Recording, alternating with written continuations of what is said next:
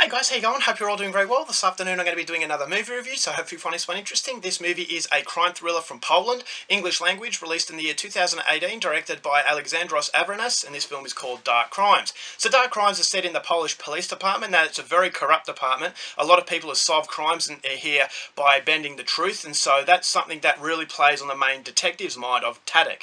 Now, Tadek has actually been very torn up by a case he couldn't solve. Many years previous, there is a man that had been found in the harbour. He'd been tied up and obviously he'd been murdered, but Tadek has never really been able to crack the case. Therefore he's been put on the outer. Basically he's not looked upon in a very positive light. But then fortunately for Tadek, there's an opportunity that arises where he can reopen the cold case and try and actually finally bring the killer to justice. And the killer, he believes, is an author named Kozlov. Now Kozlov has these audiobooks that Tadek has actually heard, and the overall depictions of the sadism in his stories is actually very reminiscent of real life. And so it's basically like life imitating art. And so he believes, alright, well maybe Kozlov is actually the perpetrator of these crimes, and so he goes on a very obsessive quest in order to bring him to justice, but this in turn is going to lead him down a very dark path where he may never return as the same person. So what that dark path is something you're going to have to find out for yourself, because that's as far as I'm going with my synopsis.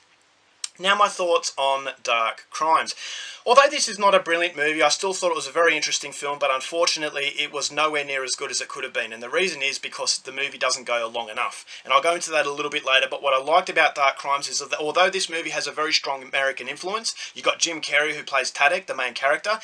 Although it is, as I said, that Americanized sort of influence, it is very European. This is ultimately a Polish film.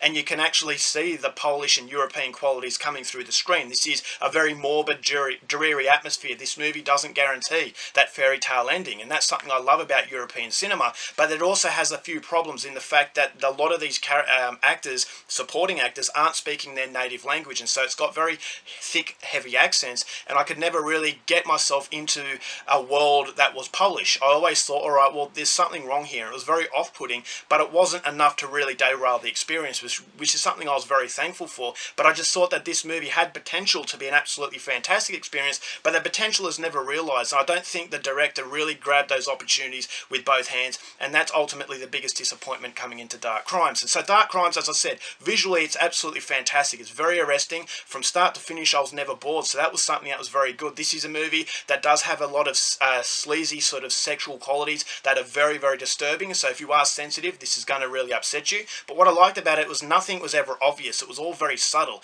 and those subtleties combined to actually creep up on you without you noticing, and you feel as though you need to have a shower at the end of the experience. All these characters in the movie, there's no traditional good guy. Even the good guys, the supposed good guys in this movie, have a little bit of baggage with them that makes you feel very uneasy. Tadek, played by Jim Carrey, who I thought was actually quite decent. This is an indication that Jim Carrey is not only a funny guy, but he has a lot of versatility within his acting repertoire, and he plays Tadek, who is very interesting. He's very torn up, he's very sympathetic, almost a pathetic kind of individual based on the traumas that he's had in the past, and you can actually sense his determination, his desperation in order to correct the wrongs of his past and actually make a better future. But you feel as though he's getting himself into a hole where he's just digging himself deeper and deeper, and you're just absorbed at how far he can dig and how bad his problems are actually going to get, right up until the very shocking climax. And so that was something I really liked, and I thought that Martin Sarkis, who played Kozlov, the author, once again, a very sleazy individual, and the exchanges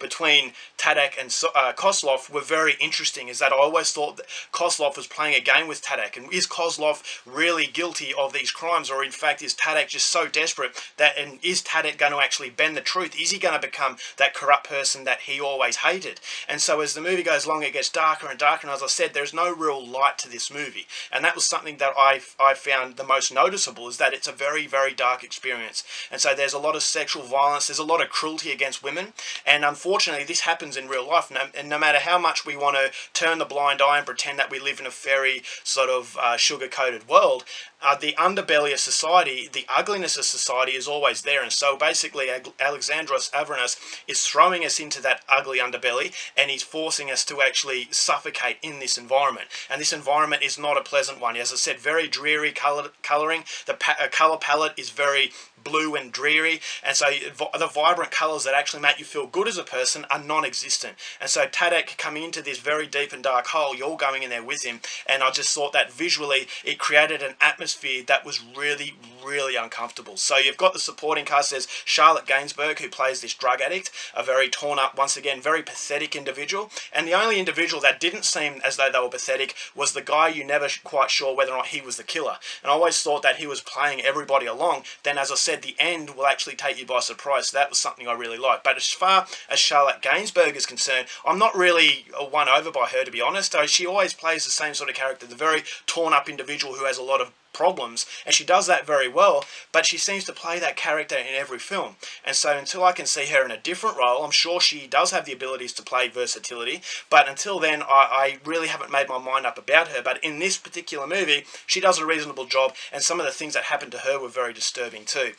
And so it is an extreme film, but the extremity comes in the subtleties. This is a movie that's not trying to hit you with really cheap shocks. This is a movie that, as I said, it just builds up through the story. I thought there were moments in it that actually had me feeling very, very uncomfortable. So the level of discomfort in this movie is very, very high. And so that's exactly something you get in European cinema. And speaking of European cinema, there's some camera angles in this movie that reminded me of Michael Haneke, where it's very still and the characters just introduce themselves into the scene instead of the camera following them. So the camera is playing center stage and the actual characters are playing second fiddle, and that's not something you get every day in Hollywood. Hollywood, the camera's following them at every moment, but in this movie, as I said, it's the Michael Haneke way, where it's very static, sort of very still, and it's just, it has a very unique sort of approach in order to tell its story through the camera lens, and so that was something I liked. Also, I thought the soundtrack was very minimal, so it's forcing the viewer to actually use their imagination, use their mind, and come up to whether or not they feel discomfort or not.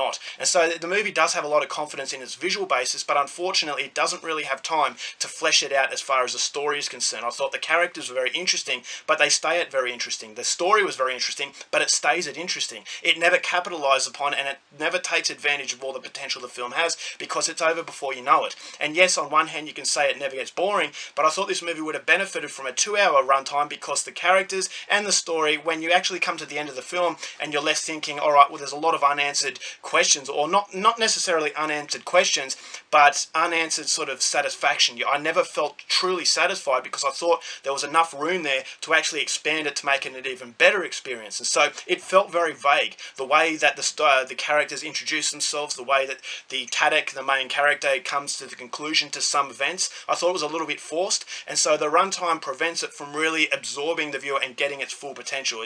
It prevents itself from really showing its true colours and spreading its wings to a point where I thought it was a masterpiece. And so 88 minutes is way too vague for its own good, and so I left thinking that I wanted more from the characters, I wanted more from the story. I thought it could have pushed the boundaries a little bit more as far as extremity is concerned, but as I said, the subtleties do that job in actually creeping up on you and making you feel very uncomfortable before you know it. Basically, after a while you think, all right, I don't want to be part of this world anymore, I want to get out. But Alexandros Avranos, as the director, has actually forced you and he's trapped you in this world, and you have to wait until the end before you can come out. And after you come out, you're not really going to be feeling good about yourself. But as I said, not feeling good about yourself in the way that what the visuals do to you, but also in a bad way, in not really getting truly satisfied, and you'd never feel as though you got the full potential out of this movie as you probably should. And so the 88-minute runtime does prevent it from being an absolutely fantastic film. As I said, it just feels a little bit rushed and a little bit empty in what was potentially a very, very good film. So pushing that aside, I still thought it was interesting, but unfortunately it stops at interesting, and it's not one of the better European films, but it does have shades of what European cinema is capable of. So still go out there and see it, but don't get your hopes up that you're going to get into a masterpiece. I'm going to give Dark Crimes 3 stars. Alright guys, that's it for my review. Hope you enjoyed it. Thanks for watching movies, and I'll see you later.